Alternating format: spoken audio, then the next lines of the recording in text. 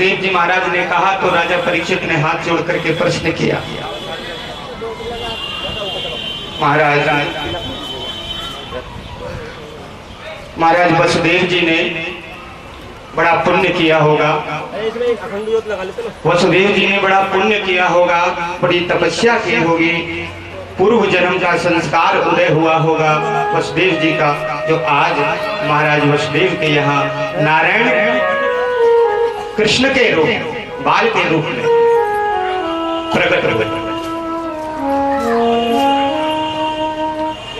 जब भगवान प्रकट होते हैं ना, दर्शन देने की जब बारी आती है ना प्रभु की, तो सारी दिशाएं प्रफुल्लित हो जाती हैं, प्रसन्न हो जाती हैं, पृथ्वी प्रसन्न हो जाती है, फल फूल फलने लगते हैं, तीनों प्रकार की पवन बहने लगती है, समाज में सुंदर वातावरण होता है, ऋषि महात्मा वेद मंत्रों का उच्चारण करते हैं और सुंदर सा समय देख करके भगवान अवतार धारण करते हैं। इस पृथ्वी का भार उतारने के लिए भगवान इस पृथ्वी पर अवतार धारण करते हैं, अपनी लीला करने के लिए भगवान इस पृथ्वी पर अवतार धारण करते हैं। राजन परीक्षित, इस पृथ्वी पर जो जैसा कर्म करता है भगवान उसे वैसा ही फल देते हैं।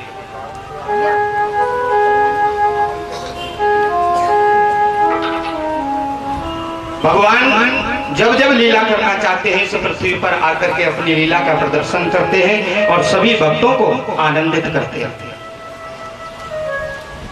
अष्टमी की रात्रि, आधी रात के समय चंद्र वंश में चंद्र देवता प्रसन्न हो गए। जब भगवान राम ने अवतार लिया सूर्य वंश में, तो देव सूर्य देव जो है वो प्रसन्न हो गए और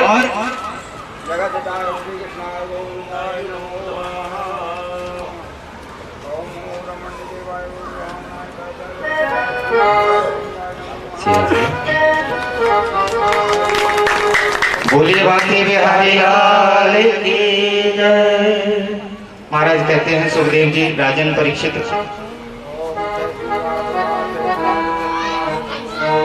भादों की रात्रि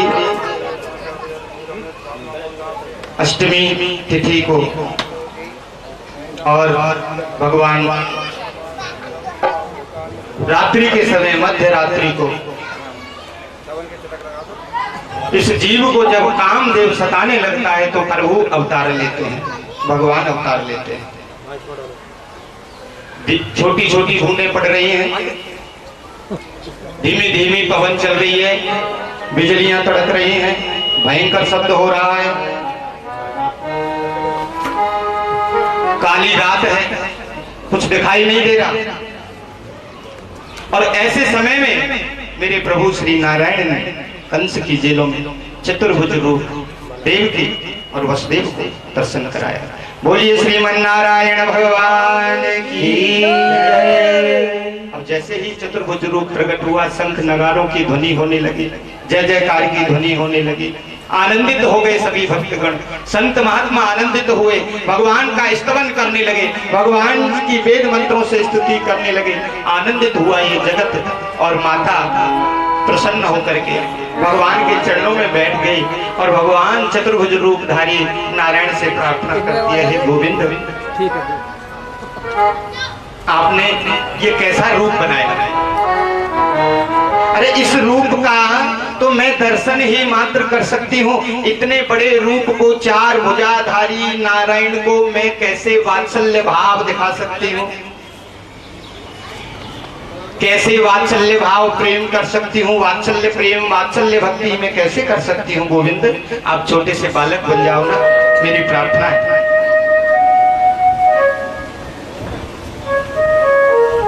भगवान नारायण ने चतुर्भुज रूप को त्याग दिया, छोटे से बालक बने, जोरों से रोने लगे। जोर जोर से जब रोने लगे ना, तो मैया कह रही है, लाला रोना नहीं, अगर तेरा रोना यदि कंस ने सुन लिया तो लाला तुझे जीवित नहीं छोड़ेगा। तू रुदन ना कर, मैया समझा रही है, वसुदेव जी से कहा मेरे इस बालक को कहीं जाकर के छुपा दो, ये बालक तो बड़ा दिव्य है, इसके मुख पर तो बड़ा तेज है, ये बालक कंस के हाथों में नहीं पड़ना चाहिए, इस बालक को कहीं छुपा दीजिए, आप ले जाइए। वसुदेव जी ने तुरंत सूप तैयार किया, जेलों में और तो कुछ मिला नहीं।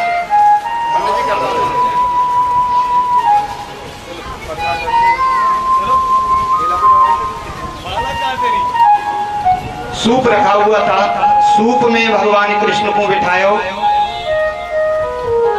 और जैसे ही भगवान को अपने मस्तिष्क पर धारण करो है वसुदेव जी ने, वैसे ही जेल के सारे किवाड़ खुल गए, अपने आप जेल के ताले टूट गए, पहरेदार सो गए और सभी पहरेदार सोए हुए हैं, गहरी निंद्रा में सो गए हैं। वसुदेव जी ने अपना कदम बढ़ाया, हथकड़ी बेड़ियां टूट गई। राजा परीक्षित ने कहा महाराज हथकड़ी बेड़ियां वसुदेव जी की टूटती हैं और वसुदेव जी आगे जब चलते हैं तो चलते चलते चलते चलते यमुना जी का दर्शन हुआ और आज यमुना जी भी बड़ी प्रसन्न है। यमुना जी हिलोल ले रही है, आज तो मेरा प्रीतम मेरे द्वार पर आ रहा है, आज तो मेरा प्रीतम मेरे द्वार पर आ रहा है, आज तो मेरा अहो भाग्य।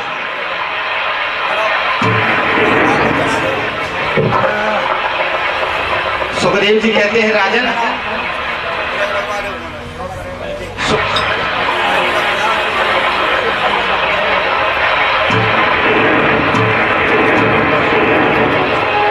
बोलिए।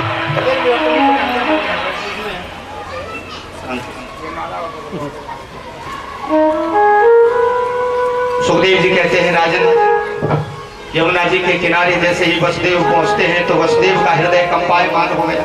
आज यमुना में बाढ़ आ गई, आज यमुना पार करने के लिए मैं आया हूं और आज ही यमुना में बाढ़ आ गई है और बड़ी जोरों से यमुना हिलोल ले रही है, प्रसन्न है, प्रसन्न मुद्रा में।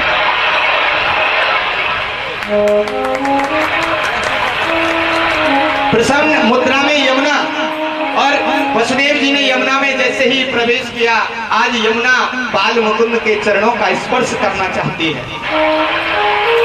बढ़ती ही जा रही है, बढ़ती ही जा रही है। जैसे समझो भयंकर बाढ़ का वातावरण बन गया है। आज यमुना वसुदेव को मार्ग नहीं दे रही, यमुना ने मार्ग रोक लिया। मस्तिष्क पर भगवान कृष्ण है, मेरे बेटा है, पुत्र है, यदि मैं इसकी रक्षा नहीं कर सका तो मेरा जीना धिक्कार है। वापिस लौट करके जाऊं तो कंस इसे छोड़ेगा ना, और मैं नंदगांव जाना चाहता हूं तो यमुना मोकू रास्ता नहीं दे रही है। यमुना मैया से प्रार्थना करी कि हे यमुना,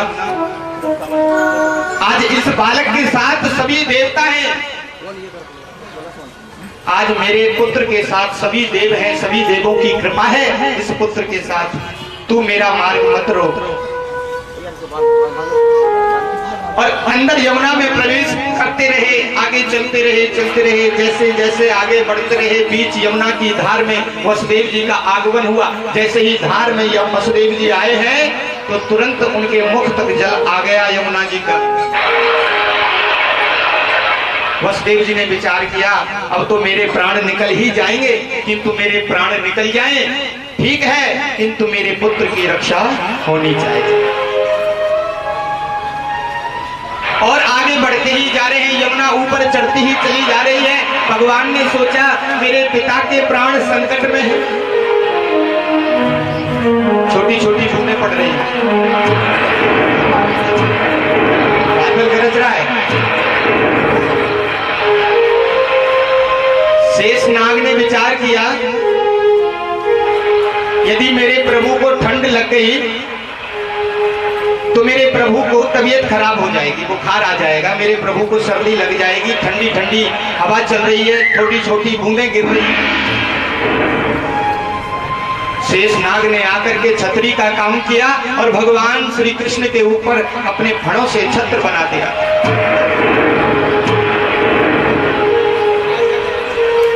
बाल मुकुंद ने विचार किया, आज तो मेरे पिता के प्राण संकट में है। ऐसा विचार करके मेरे बाल मुकुंद ने अपना पांव सूप से बाहर निकाल दिया, और जैसे ही सूप से बाहर निकाला, यमुना से भगवान के चरणों का स्पर्श हुआ। तुरंत यमुना ने मार्ग दे दिया वसुदेव जी को। आधी यमुना इधर रुक गई और इधर की यमुना इधर रुक गई, और बीच में से वसुदेव जी को मार्ग मिल गया। भगवान की ऐसी कृपा दिव्य लीला हुई, और वसुदेव जी नंदगांव पहुंचे हैं। और माता सो रही है यशोदा के यहाँ कन्या रूपी माया ने जन्म लिया है, और वह माया कन्या का रूप लेकर के मैया की बगल में सो रही है। लेकिन मैया कन्या को पीठ दिखा रही है। बच्चे को पीठ नहीं दिखानी चाहिए। पीठ दिखाते हैं ना बच्चे को, तो कई आपदाएं विपदाएं बच्चे को आकर के, पुत्र को आकर के घेर लेती है। पीठ नहीं दिखानी चाहिए, ये माताओं के लिए है। पुत्र की रक्षा करना माता का धर्म है, पिता का कर्तव्य है। पिता ने कर्तव्य पूरा किया। वसुदेव जी लेकर के और कन्हैया को नंदगांव गए, और वहां से कन्या सोई हुई है, और उस कन्या को उठाया और लाला को सुलायो और मथुरा वापस आ गए। और जैसे ही कंस के महल में प्रवेश किया, कन्या को लेकर के आए, तो जैसे ताले लगे हुए थे वैसे ही ताले लग गए, हथकड़ी बेड़ियां लग गई, और जैसे बंधन में पड़े थे दोनों बंधन में पड़ गए। तो राजा परीक्षित ने हाथ जोड़ करके पूछा, महाराज ऐसा क्यों हुआ? संतों को शंका हो जाती है ऐसी बातों पर। संतों ने कहा, सूत जी महाराज जब प्रभु आए तो जेल के ताले खुल गए, पहरेदार सो गए, हथकड़ी बेड़ियां टूट गई। लेकिन जब कन्या को लेकर के आए तो फिर से ताले लग गए, हथकड़ी बेड़ियां लग गई, पहरेदार जग गए। सुखदेव जी ने कहा, राजन जहां पर माया होती है ना भगवान की, वहां सारे बंधन अपने आप जुड़ जाते हैं, जोड़ने की जरूरत नहीं होती। अपने आप बंधन जुड़ जाते हैं, और ऐसे बंधन जुड़ते हैं कि उनको छोड़ने में बड़ा दुख होता है। लेकिन जहां परमात्मा का प्राकट्य हो जाए वहां कोई बंधन नहीं रहता, सारे बंधन टूट जाते हैं। कोई भी बंधन भगवान के सामने नहीं रह सकता। इसलिए परमात्मा आए, सारे बंधन खुल गए, और जैसे ही माया को लेकर के आए तो सारे बंधन स्वयं जुड़ गए। अब जोरों से वो कन्या रोने लगी, तो पहरेदारों ने आवाज सुनी। पहरेदार जागे, अरे देवकी के 8वां लाला है गए हो भैया, चलो कंस को खबर दो चल करके।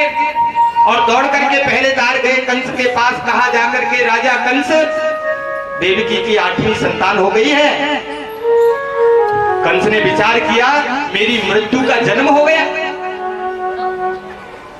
मेरी मृत्यु का जन्म हो गया है, और अब मैं उसे मृत्यु दंड दूंगा।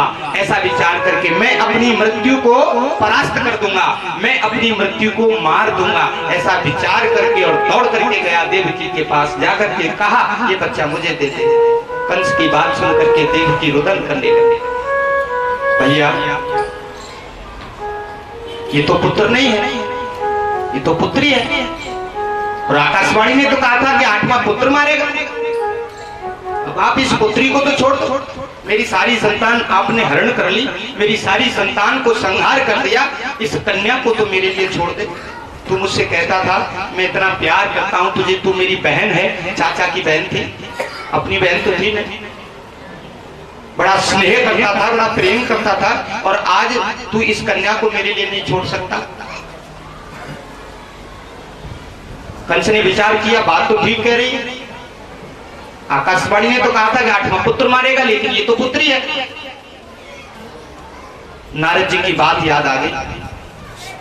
नारद जी ने कहा था, भले आदमी कंस, मेरी बात ध्यान से सुन, देवकी के एक भी पुत्र बचना नहीं चाहिए, सारे पुत्रों को समाप्त करना। जब जब पुत्र देवकी का होए सभी पुत्रों को मार देना। कंस ने कहा, नहीं नहीं, मैं सभी पुत्रों की हत्या कैसे कर सकता हूं, मुझे तो 8वें पुत्र से भय है। तो नारद जी ने कहा कि एक बात मैं तेरी भले की करता हूं कंस। कंस खुश हो गया, प्रसन्न हो गया, ये नारद तो मेरे भले की बात करता है। लेकिन ये नहीं पता कि नारद जी के मन में क्या चल रहा है। नारद जी विचार कर रहे हैं कि इस कंस का पाप जितना जल्दी बढ़ेगा, जितना ज्यादा ये पाप करेगा, उतना ही जल्दी प्रभु का आगमन होगा। कंस से कहा, कंस दीवार पर 8 रेखाएं खींच दी और कंस से कहा, कंस इन रेखाओं में से कौन सी 8वीं रेखा है ये गिन के बता दे मुझको। कंस ने दाईं ओर से गिना, बाईं ओर की तरफ 1 2 3 4 महाराज, बाईं ओर दाईं ओर से गिना महाराज, बाईं ओर की जो रेखा है वो 8वीं है। तो नारद जी ने कहा कि बाईं ओर से गिन के देखो। जब कंस ने बाईं ओर से गिना तो दाहिनी जो रेखा है वो 8वीं हो गई। फिर नारद जी ने कहा बीच में से गिन के देखो। जब बीच से गिन के देखा तो बीच की रेखा 8वीं हो गई। चारों तरफ से गिन करके दिखाया, सभी रेखा 8वीं हो गई।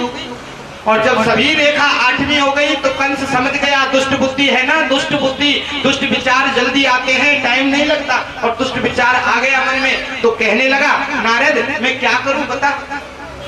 नारद जी ने कहा सभी रेखा 8वीं है, इनमें से पहली रेखा कोई भी नहीं है।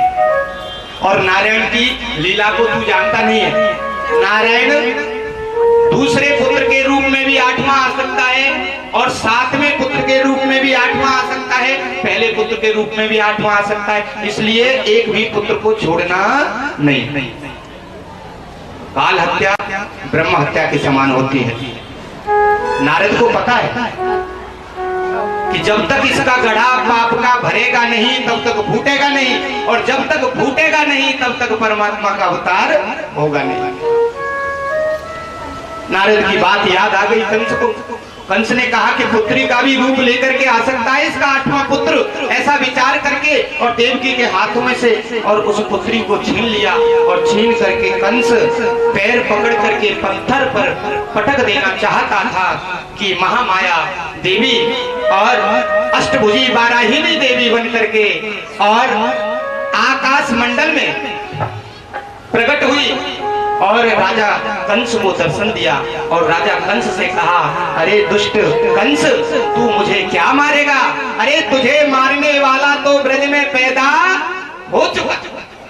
कंस घबरा गया। आकाशवाणी ने तो कहा था कि देवकी का 8वां पुत्र होगा, वो मारेगा, लेकिन ऐसा कौन सा? देवकी का तो 8वां पुत्र नहीं पुत्री है। सुखदेव कहते हैं राजन परीक्षित,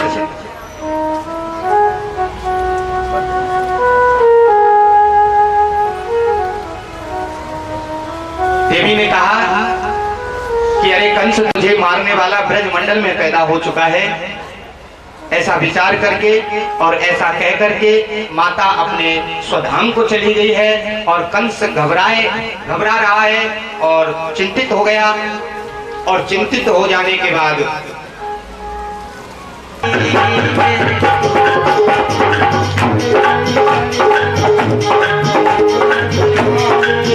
मेरे लाला पे जादू कर गई कोई बालिन मस्तानी। मेरे लाला पे जादू कर गई कोई बालिन मस्तानी। आए कोई बालिन मस्तानी, कोई बालिन दीवानी, कोई बालिन मस्तानी,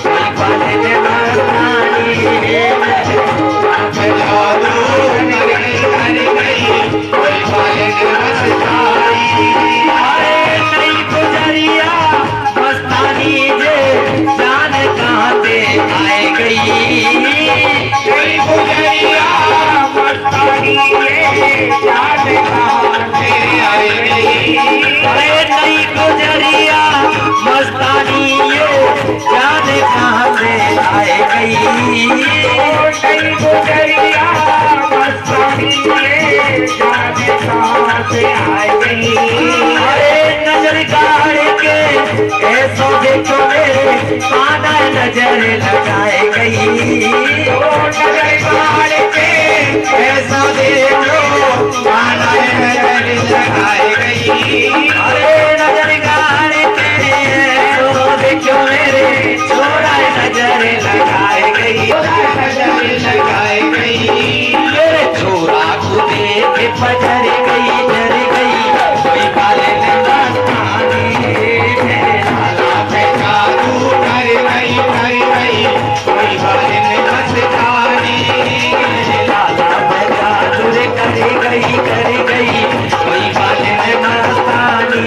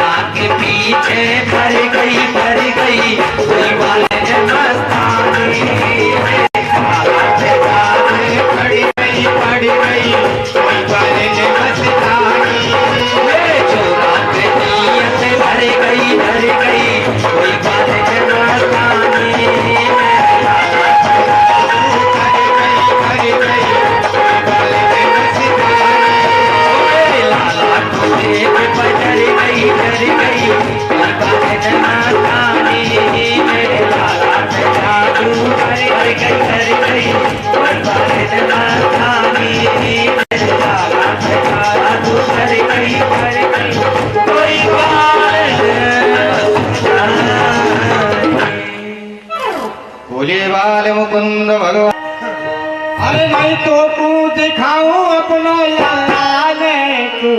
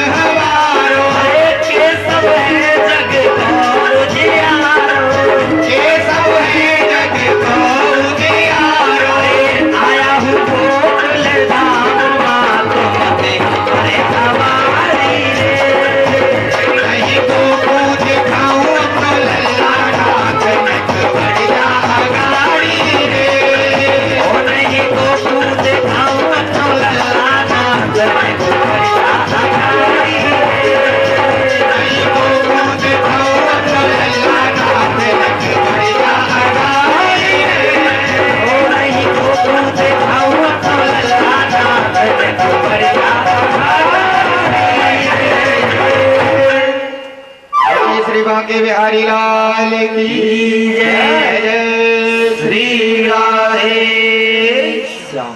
सुखदेव जी कहते हैं राजन, भगवान भोलेनाथ ने आए करके दरवाजे पर आवाज लगाई। मैया ने खिड़की खोल करके देखो, नाग बिच्छू लटके हैं बाबा के गले में। डर गई, जब मैया ही डर गई तो मेरो लाला क्यों नहीं डर जाएगो। ऐसा विचार करो, मेरो लाला डर जाएगो। मेरो लाला अभी छोटो है बाबा, तो को मैं दर्शन नहीं कराऊंगा। बाबा ने कही कि मैया देख, हम हठ योगी हैं, हठ योगी, हमारे स्वरूप को देख ले। और तू यदि लाला के दर्शन नहीं करावेगी ना, तो ये मैं सत्य कह रहा हूँ, तेरे द्वार पर ही बैठ जाऊंगा धूमी लगा करके, और जाऊंगा नहीं जब तक तू तेरे लाला के दर्शन नहीं कराएगी। मैया ने कहा लाला बाबा मेरे द्वार पे तू धूनी लगा, चाहे अलग जगह, पर मैं लाला के दर्शन नहीं कराऊंगा। भोलेनाथ बोले ठीक है, कल्ले महल में बंद तेरे लाला को कब तक बंद करके रखेगी, यहीं बैठा रहूंगा। जब ब्याह करने के लिए जाएगी जब तो निकालेगी तेरे लाला को, जब दर्शन कर लूंगा। ब्याह नहीं करेगी को लाला को, और ब्याह करेगी तो घोड़ी पे चढ़ेगो, और घोड़ी पे चढ़ेगो तो मैं दर्शन कर जाऊंगा। मैया ने कहा बाबा तो तू जो दान लेना हो वो दान लेकर के चलो जा, हीरे मोती जवाहरात सोना चांदी जो कुछ लेना है तू ले, और मेरे द्वार से चलो जा। अगर मेरे लाला ने तो को देख लियो तो मेरो लाला डर जाएगा। अरे मैया तेरो लाला तो जगत को पालन हारो है, तेरो लाला इन नाग बिच्छू से क्या डरने वाला। अरे मैया तू बाकी वात्सल्य भाव में ऐसी बावली हो गई है, तेरो लाला तो जगत का रक्षा करने वाला, जगत को नचाने वाला है, तीनों लोगों का स्वामी है तेरो लाला। मैया को बहुत भरोसा दिलाया बाबा ने, तेरो लाला परमात्मा है कि नहीं, मेरो लाला नहीं हो सकता परमात्मा, मेरो तो लाला है छोटो सो। सुखदेव जी कहते हैं राजन, आज बाबा द्वार पर खड़े हैं, हठ योगी हैं, और लगा दिया धूना।